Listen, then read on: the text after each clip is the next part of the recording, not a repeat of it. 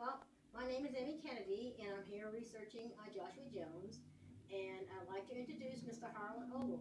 He used to be the curator of the Wayne County Museum, and now he just freelances and he does a lot of different types of researching on various historical topics on Wayne County. And so I've asked Mr. Ogle if he could speak to us a little about Joshua Jones. And the first thing I want to ask him is, now Joshua Jones was originally from Pennsylvania, right? Right. And could you tell us exactly or approximately when he came to Wayne County?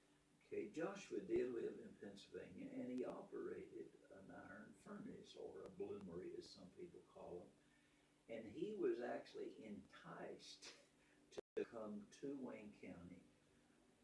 Probably the furnace that he built here started maybe 1800, 1801, but he could have got here before 1800 actually. You know, some people think he got here around 1799, you know, so he could have arrived here earlier.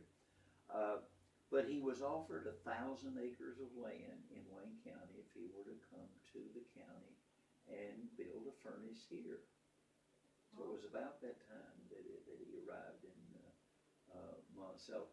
And actually, Joshua was involved as well in surveying, because he surveyed the original 13 acres for the city of Monticello. Oh, okay. Now, as far as surveying, what else did he survey? As far as, did he help survey the boundaries of the county? You know, probably not the boundaries of the county. And it wasn't unusual for a fellow like Joshua Jones to be a surveyor. If you look at a lot of the pioneers who settled in Kentucky, they were all surveyors, because that's one thing that was an essential. It was a necessity that if you were going to claim a piece of land, you know, you were able to survey it. So a lot of the people who came into Wayne County were surveyors, and that wasn't unusual. Some were better than others, but Joshua had that ability, had that knowledge, and I think that's probably why he was asked to survey the town, you know. And there was a need for other survey work to be done, you know, and he probably was involved in that as well as operating the bloomery or the furnace. Okay, now when he surveys, does that include also making maps? I don't know, well, of course we don't have any map document or anything like that Joshua did as far as the map is concerned. But the surveyors certainly had to be able to word the description. I think that the word that they used was call. They had to do a good call of what the survey was. And we have a great description of the original 13 acres. You know, we know the corners, the four corners of those 13 acres, you know, and he certainly had to write those things up.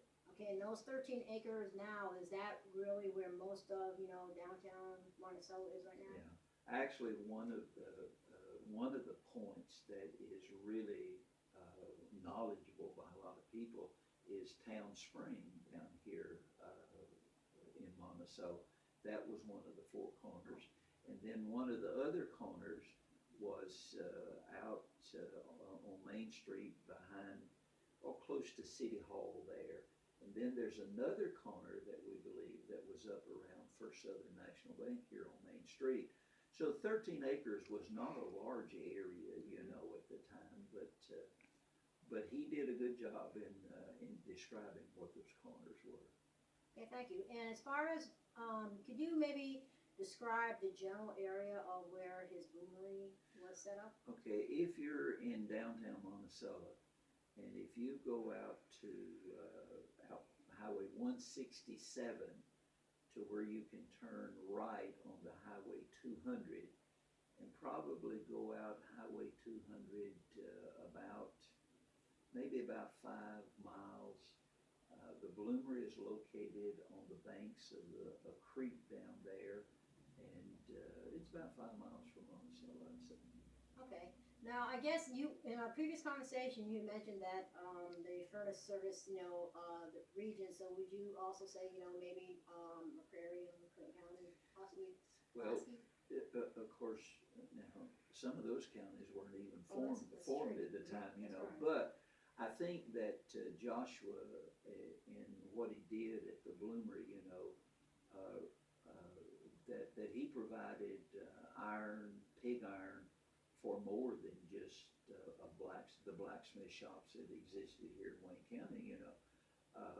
Bloomeries had to be at a place, had to be at a particular location. Number one, you had to be at a location where iron ore was accessible, and iron ore is not accessible every place. And iron ore was accessible at his location, and then you had to have timber, you had to have water, some other requirements to operate a bloomery. So bloomeries were traditionally regional operations, as opposed just to one small area of a place. Alrighty. And I guess maybe just one last question. The placards that are outside the library there, Joshua, do you know when they were put up? Well, I don't know for sure, but my guess would probably be sometime in the 70s and 80s. Those historical markers were placed there. And the one about the surveying of the town and about Joshua, there had to be interest on the part of the community, or some people in the community, to get those things placed there. But they give a good description of Joshua's importance here in Wayne County. Not only operating a bloomery, but also in the surveying of the town. And Joshua left a pretty big footprint in Wayne County. He had children, was married, had children here, and those children grew up to be very prominent citizens of Wayne County and Monticello here.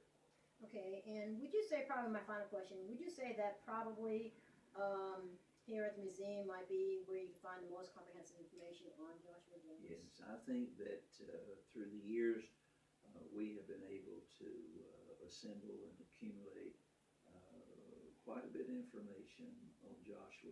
There's one other source that if anybody's really interested in him, and that is the courthouse and the court order records of the county court during those years, whenever he was invited to come here, and all of the land transactions, that he was involved in. And there's a considerable material in those court order books. We have available here at the museum copies of that first court order book that goes from 1801 to 1824. And believe me, Joshua is mentioned a lot of times in those court order books. Wow. I guess that's surprising, because I didn't realize, didn't even think about the courthouse. Oh, yeah. Everything that was done as far as a grist mill, a bloomery, a ferry, all of those things had to be approved by the county court, and consequently there were records of those meetings where the permission was granted, to build those structures. Wow, those are interesting. Well, we're going to wrap this up, and I want to thank Mr. Ogle very much for taking the time out to have this chat. Thank you, Amy, for helping us to preserve our history here in Wayne County, and as we like to say, we like to keep our past alive. There you go. Thank you. Thank you.